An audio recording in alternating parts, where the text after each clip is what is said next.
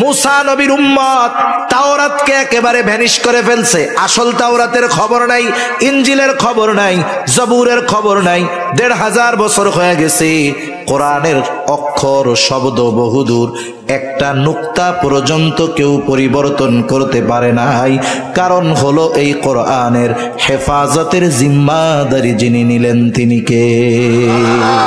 সেজন্য কিয়ামত পর্যন্ত আমার আপনার নবীজির উপরে যেই ওহী নাজিল হয়েছে, সেই ওহীর আলোকে আমরা চলতে পারি আর না পারি, কিন্তু ওই ওহীকে পরিবর্তন করার ক্ষমতা কারো নেই।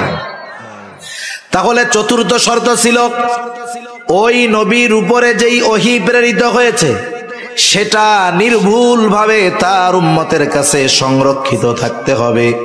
বলেন, আমাদের নবীর উপরে যেই ওহী নাজিল হলো, নির্ভুলভাবে সেই ওহী আমাদের কাছে সংরক্ষিত আছে না নাই? দ্বিতীয় বিষয় ছিল, ওই নবীর সিরাত, আদর্শ, মতাদর্শ উম্মতের কাছে নির্ভুলভাবে থাকতে হবে। তার মানে নবীজির সুন্নাহ, হাদিস, এই দুইটা জিনিস জীবন চলতে গেলে লাগবে। কারণ বিদায় হজের সময় রাসূলুল্লাহ সাল্লাল্লাহু আলাইহি ওয়াসাল্লাম বলেন, তারাকতু ফীকুম আমরাইন লান তাদিল্লু মা তামাসসাকতুম বিহিমা কিতাবাল্লাহি ওয়া সুন্নাত রাসূলিহি। নবীজি বলেন, আমি তোমাদের কাছে দুটো জিনিস রেখে গেলাম। তারাকতু ফীকুম আমরাইন, দুটো জিনিস ছেড়ে গেলাম। কি কি? লাং তাদিল্লু মা তামাসসাকতুম বিহিমা, ওই দুটো জিনিস যদি তোমরা আঁকড়িয়ে ধরো, নবীজি বলেন কখনোই তোমরা পথভ্রষ্ট হবে না। দুইটা জিনিস কি? কিতাব আল্লাহ, এই কোরআন, ওয়া সুন্নাত রাসূলিহি, এবং তার রাসূল সাল্লাল্লাহু আলাইহি ওয়াসাল্লামের সুন্নাত। আপনি গোটা দুনিয়ায় এখনো তো খ্রিস্টান ধর্মের লোক অনেক বেশি। খুঁজেন যে ঈসা আলাইহিস সালামের জীবনীটা দাও নির্ভুলভাবে। মুসা আলাইহিস সালামের উম্মত দাবি করে ইহুদিরা। জিজ্ঞাসা করেন যে যেই মুসা নবীর নাম দিয়া তোমরা হাজার হাজার নিরহ ফিলিস্তিনিদের মারতেছো, সেই মুসা নবীর জীবনীটা একটু বাইর করো তো। পৃথিবীর মধ্যে কেউ পারবে না তার নবীর গোটা জীবনীকে নির্ভুলভাবে সামনে পেশ করতে, অসম্ভব। আছে কোন জায়গায়? কিন্তু আমার আপনার নবীজির জীবনী খোঁজেন। আমার আপনার নবীজি কেমন? শামায়েলে তিরমিজি খুলেন, যেখানে রাসূলুল্লাহ সাল্লাল্লাহু আলাইহি ওয়াসাল্লাম সম্পর্কে হাদিস। কেমন ছিল নবীজির ভুরু, কেমন ছিল নবীজির দাঁত, কেমনে নবীজি হাসতেন, নবীজি কি খাইতেন, নবীজি কেমনে পথ চলতেন, চুল কয়টা ছিল, দাড়ি কয়টা ছিল, কয়টা দাড়ি কয়টা চুল পাকা ছিল। আমার আপনার নবীজির জীবনের A to Z নির্ভুলভাবে আমাদের কাছে সংরক্ষিত আছে না নাই? হাদিসের মাধ্যমে এই বিষয়গুলো আমাদের কাছে সংরক্ষিত আছে। এই হাদিস যারা সংকলন করেছেন, অনেকে আমাদের দেশে নতুন আর এক ফিতনা মাথা চাড়া দিয়ে উঠতেছে, আহলে কোরআনের ফিতনা। তারা হাদিসকে অস্বীকার করে। হাদিস কি করে? এক গ্রুপ তো আহলে হাদিস নাম দিয়া ওরা নিজেদের অজান্তে হাজার হাজার হাদিস অস্বীকার করে বসে আছে। আর এক গ্রুপ আহলে কোরআন নাম দিয়ে একবারে সমূলে সব হাদিসকে তারা অস্বীকার করতেছে। মনে রাখতে হবে, আহলে কোরআন আকীদায় যারা বিশ্বাসী, নিঃসন্দেহে এরাও বেঈমান, কোনো সন্দেহ নাই। এগুলো সাবধানে থাকতে হবে। শেষ জামানা একের পর এক ফিতনা আসবে। এই বিষয়গুলো সম্পর্কে যদি আমাদের ধারণা রাখতে হয়, সতর্ক থাকতে হয়, আহলে হক উলামায়ে কেরামের সাথে সম্পর্ক রাখতে হবে। কারণ অনেক বিষয় আছে যেগুলো আমাদের জানা নাই, আমরা বুঝি না আমাদের জ্ঞানের কমতির কারণে। কিন্তু আমরা সেই বিষয়ের খবর পাওয়ার আগে যারা মুহাক্কিক আলেমে দ্বীন, ওনারা ওই বিষয়গুলো অনুধাবন করতে পারেন। ও মুখ দিয়ে এক কথা ছুড়লে আমাদের মনে হয় রসগোল্লা, কিন্তু ওই আহলে হক আলেম সে বুঝতে পারে মুখ দিয়া যেটা ছুটছে পাবলিক মনে করে রসগোল্লা, আসলে রসগোল্লা না, ওইটার মধ্যে বিষ আছে। আমার আপনার নবীজির চারিত্রিক সনদ দুনিয়ার কেউ দেয় নাই। আমার আপনার নবীজির চারিত্রিক সনদ দিয়েছেন আল্লাহ। আর আমার আপনার নবীজির চরিত্র কেমন ছিল? অনেক সময় আমাদের জীবনে এমনটা হয়, একটা মানুষ জীবনের প্রারম্ভে হয়তো অনেক অপরাধের সাথে জড়ায় ছিল, একটা সময় তাওবা করছে, ভালো হয়ে গেছে, আর গুনাহ করে না। কিন্তু আমার আপনার নবী এমন চরিত্রওয়ালা নবী, নবুয়তির আগে হোক পরে হোক আমার আপনার নবীর দ্বারা এমন কোনো কাজ কখনো সংগঠিত হয় নাই যার দ্বারা কাফেররা আমার আপনার নবীর চারিত্রিক ব্যাপারে কোনো কথা বলতে পারে। যেমন দেখেন হযরত মূসা আলাইহিস সালাম যখন কারুন সম্পদের মালিক হয়, অঢেল সম্পদের মালিক কারুন, মূসা আলাইহিস সালাম কারুনকে বলল, কারুন এই সম্পদের মূল মালিক হলেন আল্লাহ, তুমি তোমার সম্পদের যাকাত দাও।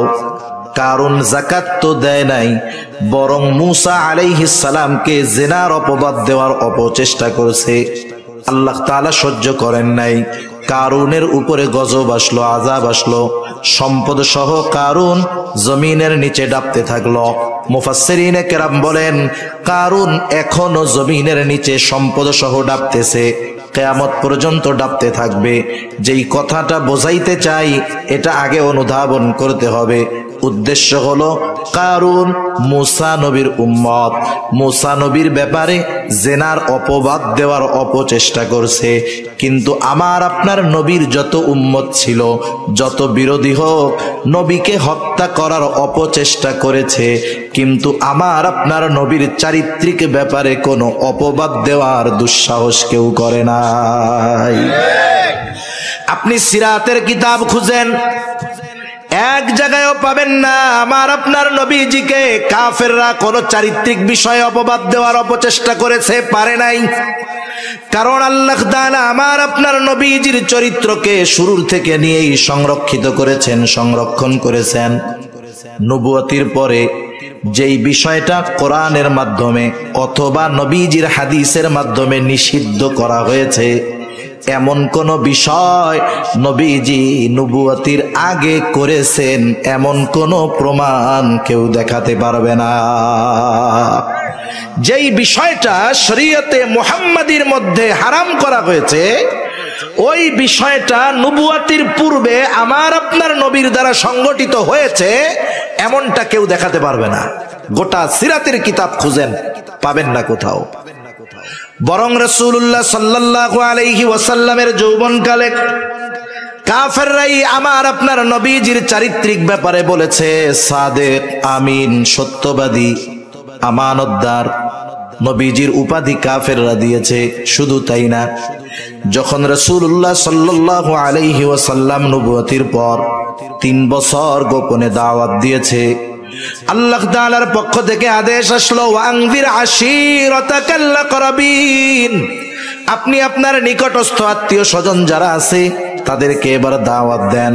প্রকাশ্য দাওয়াতের ব্যাপারে ঘোষণা দেওয়া হলো, আদেশ দেওয়া হলো। নবীজি ওই পাহাড়ের উপরে উঠে গেলেন, আবু কুবাইস পাহাড়। ওই পাহাড়টা এত গুরুত্বপূর্ণ একটা পাহাড়, একজন অপরিচিত একেবারে নিঃস্ব মানুষ যদি ওই পাহাড়ের উপরে উঠে আরবদেরকে আহ্বান করতো, কে আছে এটা নয়, ওই পাহাড়ের উপরে যেই উঠতো, যেই বলতো, তার কথা তাকে গুরুত্বপূর্ণ মনে করে সব মানুষেরা তার সাহায্যের জন্য চলে আসতো। নবীজি আজকে ওই পাহাড়ের উপরে উঠলেন। আরববাসী যখন দেখলো আমাদের আল আমিন পাহাড়ের উপরে উঠছে, এটা তো অতি গুরুত্বপূর্ণ বিষয়, নবীজি আহ্বান করলেন। সব আরববাসী পাহাড়ের পাদদেশে এসে জমা হলো, সবাই চলে আসছে, কেউ বাকি নাই। এইবার নবীজি সাল্লাল্লাহু আলাইহি ওয়াসাল্লাম তাদেরকে বললেন, আমি যদি তোমাদের এই কথা বলি, পাহাড়ের অপর প্রান্তে, পাহাড়ের তলদেশে একদল ঘোড়া সাওয়ারি শত্রু তোমাদের উপরে আক্রমণ করার জন্য অপেক্ষা করতেছে, তোমরা কি আমার কথা বিশ্বাস করবা নাকি?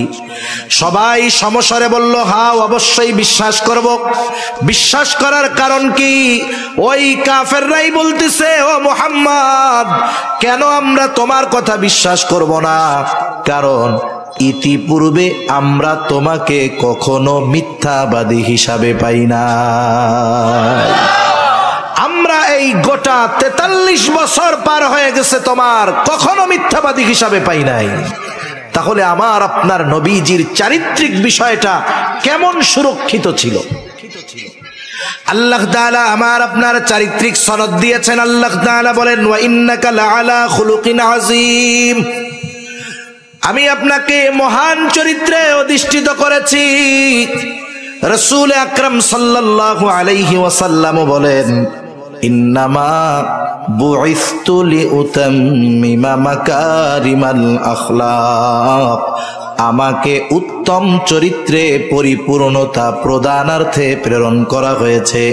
তার মানে অতীতের সব নবী উত্তম চরিত্রওয়ালা নবী, আর আমার আপনার নবী হলেন উত্তম চরিত্রে পরিপূর্ণতা প্রদানকারী নবী। তাহলে সারা বিশ্ববাসীর জন্য আদর্শ হওয়ার জন্য চারটা জিনিস দরকার। কয়টা? এক নাম্বার, তিনি সকল সৃষ্টির জন্য প্রেরিত হবেন, নির্দিষ্ট কোনো জাতি গোষ্ঠীর জন্য প্রেরিত হবেন না। দুই নাম্বার, তার জীবনে একমুখী হবে না, তার জীবন হবে বহুমুখী। আমি আপনি যেখানেই সমস্যায় পড়ব, সেই বিষয়টার সমাধান যদি তার জীবনী থেকে খুঁজতে যাই পেয়ে যাব। বহুমুখী জীবনের অধিকারী। তিন নাম্বার, তার দ্বারা এমন কিছু বিষয় পূর্ণতা লাভ করবে যা তার পূর্বে লাভ করে নাই। আমরা চারটি বিষয়ের পূর্ণতার কথা জেনেছি।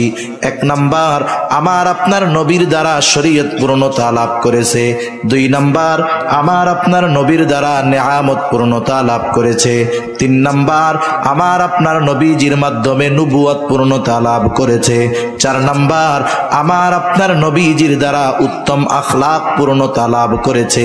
আর এইগুলো যে লাভ করেছে, এই বিষয়গুলোর ব্যাপারে সত্যায়ন যিনি করেছেন তিনি কে? একজন সত্যায়ন দরকার আছে। তো আমরা যখন সরকারি কোনো কাজে যাই, লেখা থাকে না অ্যাটাস্টেড করা থাকতে হবে, সত্যায়ন লাগবে। একজন গেজেটেড অফিসারের সত্যায়ন লাগবে যে হ্যাঁ উনি ভালো মানুষ। এই অনেক সময় সম্পর্ক ভালো থাকার কারণে আমরা অপরিচিত মানুষ। সত্যায়ন করার শর্ত কি? সত্যায়ন করার শর্ত হলো যিনি সত্যায়ন করবেন, যার কাগজপত্র সত্যায়ন করবেন, তাকে চিনতে হবে, জানতে হবে। কিন্তু অনেক সময় কি হয়, আমার পরিচিত এক অফিসার আছে, ওই অফিসার তারে চিনে না, ওর কাগজপত্র নিয়ে বলি একটু সত্যায়ন করে দেন, আমার পরিচিত মানুষ, আমার খাতিরে সত্যায়ন করে দেয়। আছে না নাই? এই কাজটা যদিও আনলিগ্যাল হয়েছে, অনেক সময় আমাকেও করা লাগে, কিছু করার নাই। তো তা যাই হোক, আল্লাহ তাআলা এই বিষয়গুলোর পরিপূর্ণ সত্যায়ন করেছেন। চার নাম্বার যেই জিনিসটা লাগবে, তার কাছে প্রেরিত ওহির বিধান এবং তার জীবন আদর্শ নির্ভুল ভাবে তার উম্মতের কাছে সংরক্ষিত থাকতে হবে। অতীতের যত নবী আছে, বিশেষ করে দাউদ আলাইহিস সালামের উপরে যেই কিতাব নাজিল হয়েছে জাবুর, মূসা আলাইহিস সালামের উপরে তাওরাত, ঈসা আলাইহিস সালামের উপরে ইনজিল। একটু বলেন তো, এই যে কিতাবগুলো আল্লাহ তাআলা নাজিল করেছেন, ওহী, এইগুলা কি দুনিয়ায় সংরক্ষিত আছে নাকি? একটাও নাই। বরং ঈসা আলাইহিস সালাম দুনিয়া থেকে যাওয়ার 100 বছরও লাগে নাই, ইনজিলের সব কিছু পাল্টায়া 12টা বাজায় দিয়েছে। মূসা আলাইহিস সালামের উম্মত তাওরাতকে নিজেদের পেট পূজার মাধ্যম বানায় নিছে। মন যেমনে চাইছে, যা মন চাইছে রাখছে, যা মন চাইছে বাদ দিছে। কেন? সূরা মায়েদার মধ্যে আল্লাহ তাআলা জানায় দেন, কারণ এই তাওরাতের হেফাজতের জিম্মাদারি আল্লাহ তাআলা দান করেছিলেন নবীদের, আল্লাহ তাআলা দিয়েছিলেন রাহেবদের, আল্লাহ তাআলা দিয়েছিলেন ফকিহদের। ওই উম্মতের নবীরা, ফকিহরা, আলেমরা তাদের নবীজির ওহী সংরক্ষণের দায়িত্বে নিয়োজিত ছিল, যার কারণে নিজেদের প্রয়োজনে ওহীর বিধানকে তারা পরিবর্তন করে ফেলছে। কিন্তু আমার আপনার নবীর কাছে যেই ওহী আল্লাহ নাজিল করেছেন কোরআন, ওই কোরআন সংরক্ষণের দায়িত্ব উম্মতকে দেওয়া হয় নাই, নবীকেও দেওয়া হয় নাই, বরং এই কোরআন, এই ওহী হেফাজতের জিম্মাদারি নিয়েছেন কে? এজন্য যখন ওহী নাজিল হতো, রাসূলুল্লাহ সাল্লাল্লাহু আলাইহি ওয়াসাল্লাম বারবার সেটা পড়তেন, যাতে করে তিনি ভুলে না যান। আল্লাহ তাআলা বলেন, লা তুহাররিক লিসানাকা লিতা'জালা বিহি ইন্না আলাইনা জামআহু ওয়া কুরআনা। আল্লাহ তাআলা বলেন আপনি বারবার ঠোঁট নাড়াবেন না। লা তুহাররিক বিহি লিসানাকা লিতা'জালা বিহি, আপনি তাড়াহুড়ো করবেন না, আপনার কোনো চিন্তা নাই, পেরেশানি নাই, বরং শুইনা নেন ইন্না আলাইনা জামআহু ওয়া কুরআনা, এই কোরআনকে জমা করার, সংরক্ষণ করার, হেফাজত করার দায়িত্ব আমি আল্লাহ নিয়েছি। আল্লাহ তাআলা এক জায়গায় বলেন ইন্না নাহনু নাযালনা যিকরা ওয়া ইন্না লাহু লাহাফিজুন। আল্লাহ তাআলা বলেন আমি এই জিকির, আমি এই কোরআন নাজিল করেছি, এই কোরআন হেফাজতের দায়িত্ব আমার। একটু চিন্তা করে দেখেন, অতীতের উম্মতদের মধ্যে হয়তো হাফেজ হইতে পারতো, কিন্তু নাই। কিন্তু এই কোরআন হেফাজতের কত ব্যবস্থা আল্লাহ তাআলা নিয়েছেন। আল্লাহ তাআলা দুনিয়ার মধ্যে কোটি কোটি লৌহে মাহফুজ বানায় দিয়েছেন। কোরআন হৃদয়ে সংরক্ষিত আছে। সারা দুনিয়ার সব কোরআনও যদি কেউ পোড়ায় ফেলে, নষ্ট হয়ে যায়, ধ্বংস হয়ে যায়, নির্ভুলভাবে একজন হাফেজ তার জবান দিয়ে কোরআনের প্রতিলিপি উচ্চারণ করতে পারবে। সেজন্য দুনিয়ার হাজারো ষড়যন্ত্র চক্রান্ত করে ১৫০০ বছর পার হয়ে গেছে। মুসা নবীর উম্মত তাওরাতকে একেবারে ভ্যানিশ করে ফেলছে। আসল তাওরাতের খবর নাই, ইনজিলের খবর নাই, জবুরের খবর নাই। ১৫০০ বছর হয়ে গেছে। কোরআনের অক্ষর, শব্দ বহুদূর, একটা নুক্তা পর্যন্ত কেউ পরিবর্তন করতে পারে নাই। কারণ হলো এই কোরআনের হেফাজতের জিম্মাদারি যিনি নিলেন তিনি কে? সেজন্য কিয়ামত পর্যন্ত আমার আপনার নবীজির উপরে যেই ওহী নাজিল হয়েছে, সেই ওহীর আলোকে আমরা চলতে পারি আর না পারি, কিন্তু ওই ওহীকে পরিবর্তন করার ক্ষমতা কারো নেই। তাহলে চতুর্থ শর্ত ছিল, ওই নবীর উপরে যেই ওহী প্রেরিত হয়েছে সেটা নির্ভুলভাবে তার উম্মতের কাছে সংরক্ষিত থাকতে হবে। বলেন, আমাদের নবীর উপরে যেই ওহী নাজিল হলো, নির্ভুলভাবে সেই ওহী আমাদের কাছে সংরক্ষিত আছে না নাই? দ্বিতীয় বিষয় ছিল, ওই নবীর সিরাত, আদর্শ, মতাদর্শ উম্মতের কাছে নির্ভুলভাবে থাকতে হবে। তার মানে নবীজির সুন্নাহ, হাদিস, এই দুইটা জিনিস জীবন চলতে গেলে লাগবে। কারণ বিদায় হজের সময় রাসূলুল্লাহ সাল্লাল্লাহু আলাইহি ওয়াসাল্লাম বলেন, তারাকতু ফীকুম আমরাইন লান তাদিল্লু মা তামাসসাকতুম বিহিমা কিতাবাল্লাহি ওয়া সুন্নাত রাসূলিহি। নবীজি বলেন, আমি তোমাদের কাছে দুটো জিনিস রেখে গেলাম। তারাকতু ফীকুম আমরাইন, দুটো জিনিস ছেড়ে গেলাম। কি কি? লাং তাদিল্লু মা তামাসসাকতুম বিহিমা, ওই দুটো জিনিস যদি তোমরা আঁকড়িয়ে ধরো, নবীজি বলেন কখনোই তোমরা পথভ্রষ্ট হবে না। দুইটা জিনিস কি? কিতাবাল্লাহ, এই কোরআন, ওয়া সুন্নাত রাসূলিহি, এবং তার রাসূল সাল্লাল্লাহু আলাইহি ওয়াসাল্লামের সুন্নাত। আপনি গোটা দুনিয়ায় এখনো তো খ্রিস্টান ধর্মের লোক অনেক বেশি খুঁজেন যে ঈসা আলাইহিস সালামের জীবনীটা দাও নির্ভুলভাবে। মুসা আলাইহিস সালামের উম্মত দাবি করে ইহুদিরা। জিজ্ঞাসা করেন যে যেই মুসা নবীর নাম দিয়া তোমরা হাজার হাজার নিরহ ফিলিস্তিনিদের মারতেছো, সেই মুসা নবীর জীবনীটা একটু বাইর করো তো। পৃথিবীর মধ্যে কেউ পারবে না তার নবীর গোটা জীবনীকে নির্ভুলভাবে সামনে পেশ করতে, অসম্ভব। আছে কোন জায়গায়? কিন্তু আমার আপনার নবীজির জীবনী খোঁজেন। আমার আপনার নবীজি কেমন? শামায়েলে তিরমিজি খুলেন, যেখানে রাসূলুল্লাহ সাল্লাল্লাহু আলাইহি ওয়াসাল্লাম সম্পর্কে হাদিস। কেমন ছিল নবীজির ভুরু, কেমন ছিল নবীজির দাঁত, কেমনে নবীজি হাসতেন, নবীজি কি খাইতেন, নবীজি কেমনে পথ চলতেন, চুল কয়টা ছিল, দাড়ি কয়টা ছিল, কয়টা দাড়ি কয়টা চুল পাকা ছিল। আমার আপনার নবীজির জীবনের A to Z নির্ভুলভাবে আমাদের কাছে সংরক্ষিত আছে না নাই? হাদিসের মাধ্যমে এই বিষয়গুলো আমাদের কাছে সংরক্ষিত আছে। এই হাদিস যারা সংকলন করেছেন, অনেকে আমাদের দেশে নতুন আর এক ফিতনা মাথা চাড়া দিয়ে উঠতেছে, আহলে কোরআনের ফিতনা। তারা হাদিসকে অস্বীকার করে। হাদিস কি করে? এক গ্রুপ তো আহলে হাদিস নাম দিয়া ওরা নিজেদের অজান্তে হাজার হাজার হাদিস অস্বীকার করে বসে আছে। আর এক গ্রুপ আহলে কোরআন নাম দিয়ে একবারে সমূলে সব হাদিসকে তারা অস্বীকার করতেছে। মনে রাখতে হবে, আহলে কোরআন আকীদায় যারা বিশ্বাসী, নিঃসন্দেহে এরাও বেঈমান, কোনো সন্দেহ নাই।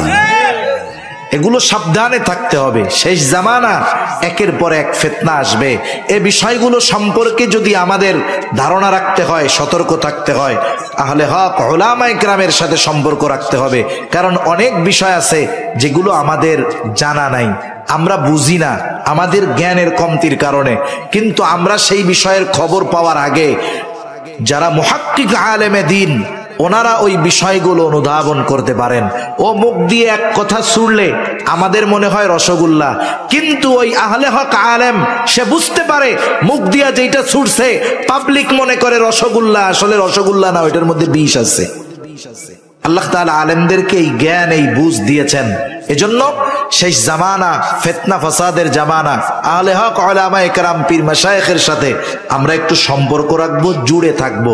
কারণ ইসলাম বিদ্বেষীদের প্রথম টার্গেট হলো উম্মতকে আলেম থেকে সরায়া দেওয়া। তাইলে লাভ কি হবে? উম্মত নিজেরই নিজে বড় আলেম মনে করবে। সে মনে করবে হুজুরের চাইতে আমি কম জানি নাকি, আমি কোরআন হাদিস পড়ি না, আমি কারো তাকলিদ করি না, কোরআন হাদিস একা একা পড়ি। অথচ যায়া জিজ্ঞাসা করা হইল, কোরআনের আয়াত পড়তে পারে না, আয়াত নাম্বার বলে, আর হাদিসের ইবারতের অর্থ বললে তো বহুদূর, রিডিং দেখা দেখা বলে। এখন আমি বললাম, এই যে বাংলা অনুবাদ করছে একেডা, বলে অমক। তাইলে অনুবাদ অমকের পড়তেছেন আপনি, আপনি তো এক নম্বরে তার তাকলিদ করছেন, তার অনুসরণ করছেন, আপনি নিজে অনুবাদ করে শোনান। সেজন্য স্বঘোষিত মুজতাহিদ হয়ে যাবে এক একজন। আর ফিতনার দানা, ওই যে তাসবির দানা ছিঁড়লে যেমন একটা একটা পড়তে থাকে, এইরকম একের পর এক আমাদের সামনে আসবে। আহলে হক উলামায়ে কেরাম হলেন উম্মতের যেই সাধারণ ফিতনা ফাসাদ তাদের উপরে আছে, বৃষ্টি নামলে যেমন একজন ছাতি ধইরা রাখে মাথার উপরে যেন বৃষ্টি না পড়ে, উলামায়ে কেরাম উম্মতের মাথার উপরে কোরআন সুন্নাহ দিয়ে ছাতি ধইরা রাখে, যাতে ওই ফিতনায় এই উম্মতের সাধারণ মুসলমানেরা পথভ্রষ্ট, পথচ্যুত না হয়ে যায়। এজন্য অনেক ফিতনা আসবে, আমরা এগুলো খেয়াল রাখবো, উলামায়ে কেরামের সাথে সম্পর্ক রাখবো। শেষ হয়ে যাবে কয়েক মিনিটের মধ্যে। এখন আসেন, এই যে হাদিসগুলো যারা অস্বীকার করে আহলে কোরআন, এরাও বেঈমান, কোনো সন্দেহ নাই। এরপরে এই হাদিস সংরক্ষণ যারা করছে, কতটা সতর্কতার সাথে করছে। যিনি হাদিস বর্ণনা করেছেন তিনি তার চারিত্রিক বিষয়ে সর্বোচ্চ সতর্ক ছিলেন। যার থেকে হাদিস নিয়েছেন, শুনেছেন বা নিবেন, তার চারিত্রিক বিষয়ে সর্বোচ্চ লক্ষণ করেছেন, খেয়াল করার পরে তার থেকে হাদিস নিয়েছেন। দুটো ছোট্ট ঘটনা বলে আমি আলোচনা শেষ করব। এক নাম্বার, আমরা জানি হাদিসের অন্যতম বিশুদ্ধ কিতাব, সহিহ কিতাব সহিহুল বুখারী। ইমাম বুখারী রহমাতুল্লাহি আলাইহি, ওনার একটা ঘটনা আমি আপনাদের শোনাবো। যে চিন্তা করে দেখেন যে একজন লোক তার নিজের চারিত্রিক বিষয়কে যেন কোনো ধরনের অপবাদ, কোনো ধরনের দোষ ত্রুটি তার উপরে না পড়ে, এজন্য তিনি কতটা সতর্ক। ইমাম বুখারী রহমাতুল্লাহি আলাইহি একবার নৌপথে সফর করতেছেন, নদীপথে সফর, নৌকার মধ্যে অনেক লোক, লম্বা সফর। এই নৌকার মধ্যে কথায় কথায় সফরে এক লোকের সাথে ওনার ভালো সম্পর্ক হয়ে গেছে। অনেক সময় হয়, এখন তো আমরা বাসে উঠে যদি সফর করি, বাসে ওঠার পর আপনার পাশে মানুষ আছে না রোবট আছে আপনি টের পাবেন না। গাড়িতে উঠাই মোবাইল টিপা ধরবে, যে টিপতেছে একবারে ঢাকা গিয়া থামবে। লঞ্চে উঠছেন, মোবাইল টেপা শুরু করছে, সদরঘাট গিয়া যেই লঞ্চ ধাক্কা লাগবে ওর হুশ হবে, এই তো সদরঘাট চলে আসছে। আর আগে যখন মানুষ গাড়িতে উঠতো বা নৌযানে উঠতো, পাশে যে আছে তার সাথে একটা সম্পর্ক তৈরি হয়ে যাইতো, ঠিকানা নেওয়া নিয়ে হইতো, চিঠি দেওয়া দেই হইতো, এক সময় বেড়াইতে যাইতো, সেও বেড়াইতে আসতো, অথচ সম্পর্কটা সামান্য সময়ের দ্বারা সৃষ্টি হয়েছে। তো যাই হোক, নৌপথের সফর, কথাবার্তা চলতেছে, এক চতুর লোক ইমাম বুখারীর সাথে আছে। কথায় কথায় ইমাম বুখারী তারে বইলা দিছে যে আমার কাছে 1000 স্বর্ণ মুদ্রার একটা থলে আছে। যাই হোক, নৌপথে চলতেছে, রাতের বেলা, সকলে আছে নৌকার মধ্যে, ঘুম। নতুন কেউ উঠেও নাই, ওখান থেকে কেউ নামেও নাই। সকালবেলায় ঘুম থেকে ওইটা ওই লোক চিৎকার শুরু করছে, হায় সর্বনাশ সর্বনাশ সর্বনাশ। কি হয়েছে রে? বলে আমার 1000 স্বর্ণ মুদ্রার একটা থৈলা চুরি হয়ে গেছে। এখন বলেন, আগে অভিযোগ করছে ওনার কাছে যে 1000 স্বর্ণ মুদ্রার থলে আছে ওটা তো ও জানে, বাকি কেউ তো আর জানে না। এখন কি হবে স্বাভাবিক, যেহেতু নতুন কেউ উঠে নাই, আবার কেউ নামেও নাই, তাইলে চেকিং করা হবে, যার কাছে পাওয়া যাবে সেই চোর। ইমাম বুখারী আস্তে কইরা ওই 1000 স্বর্ণ মুদ্রা সমুদ্রের মধ্যে ফালায় দিছে। এখন সবাই রে খুঁজা টুইজা পাওয়া যায় নাই। যে দাবি করছে উল্টা সবাই আরো তারে বেশি কথা বলছে, ধর্মিয়া তোমার জন্য এতগুলো সম্মানিত মানুষকে চেক করলাম, অপমান করলাম, এই সেই বেশি কথা শুনছে। ও চুপ। নৌকা থেকে নামার পর ওই লোকটা আস্তে কইরা হুজুরের কাছে গিয়ে বলে, আপনার কাছে তো 1000 স্বর্ণ মুদ্রার ব্যাগ ছিল, কি করছেন এটা? বলে, তুমি যখন এটা বলছো আমি তখন ওইটা সমুদ্রের মধ্যে ফালায়া দিছি। ইমাম বুখারীর গ্রহণযোগ্যতা এরকম ছিল, ওনার কাছে যদি পাওয়াও যাইতো, উনি যদি বলতেন এটা আমার, অথবা ওটা যে ওনার, এই প্রমাণ করার সব ওনার কাছে ছিল। এরপরেও কিছু মানুষ তো আছেই, কিছু না হইলে কি কিছু হয়? হইতেও তো পারে। এই যে এই বিষয়টাও জানি ওনার চারিত্রিক বিষয়ের সাথে না জুড়ে যায়, এজন্য 1000 স্বর্ণ মুদ্রা সমুদ্রে ফালায়া দিতে উনি দ্বিধাবোধ করেন নাই। আমি কি জন্য বলতেছি, যে একজন প্রকৃত খাঁটি আহলে হাদিস, ওনারা একজন খাঁটি মুহাদ্দিস হাদিস বর্ণনা করার জন্য তার চরিত্রকে কতটা হেফাজত করার চেষ্টা করছে। শুধু তাই না, যার থেকে হাদিস শুনবে তার ব্যাপারে কতটা সতর্ক, নিজের ব্যাপারে সতর্ক, ওস্তাদের ব্যাপারে সতর্ক। একজন 1 মাসের সফর করে এক জায়গায় গেছে এক লোকের কাছ থেকে একটা হাদিস শোনার জন্য। এখনকার মতো আরামের পথ না, পাহাড়ি পথ, নদী পথ, পায়ে হাঁটার পথ, জঙ্গলের পথ, 1 মাসের পথ হাইটা ওনার কাছে গেছে। বাড়ি গিয়ে জিজ্ঞাসা করতেছে লোকটা কোথায়? বলে ওই পাশে উটকে খাবার দিতে গেছে। উনি চিন্তা করলেন যাই একটু আগাই, যেহেতু আমি আসছি আমার জরুরতে, আমি একটু তার কাছে আগাই। উনি আগাইলেন, দেখেন যে একটা লোক ওইখানে উটকে খাবার দিবে, তার উট ছুটে দূরে চলে গেছে। স্বাভাবিক, আমাদের দেশে যখন কোনো প্রাণীকে খাবার দেওয়া হয়, প্রত্যেকটা প্রাণীর এক একটা ভাষা আছে। যেমন যারা মুরগি পালে, দূরে থাকে থাক, খাবার দেওয়ার সময় একটা শব্দ করলে ওই মুরগি বুঝে আমারে খাবার দিবে, চলে আসে। যেমন বিড়াল আছে, বিড়ালটা যদি আপনি খাবার দিতে চান এরকম বলে চলে আসে না, কাছে একটা ভাষা আছে তো প্রাণীর। এখন ওই উট তো ছুটে গেছে, ওরে দৌড়াইয়া ধরা কষ্ট। এখন ওকে কাছে আনার পদ্ধতি কি? খাবারের পাত্রে যদি বাড়ি দেওয়া হয় তাইলে ও মনে করবে আমারে খাবার দিছে। এবার উনি ওই খালি পাত্রে যার মধ্যে খাবার নাই এরকম বাড়ি দিছে, আওয়াজ করছে, উট কাছে আসছে, ধরে বাইন্দা রাখছে, খাবার দেয় নাই। যার কাছে হাদিস শুনতে গেছেন 1 মাসের পথ অতিক্রম করে ওই লোক এই কাজটা করছে, এটা কি হারাম কাজ হইছে? না না, সে জানে ধরতে পারবো না, আমার উট অন্য জায়গায় চলে যেতে পারে, মানুষের খাবার, ক্ষেতের খাবার খাইতে পারে, অন্য কিছু হইতে পারে, আমি আমার উটটাকে একটু কৌশলে কাছে আইনে বাইন্দা রাখলাম। সগীরা গুনাহ হয় নাই, কবিরা গুনাহ তো পরে, সগীরা গুনাহ হয় নাই। কিন্তু উটকে কি বোঝানো হইল যে তোমারে আমি খাবার দিছি, এর মধ্যে আসো।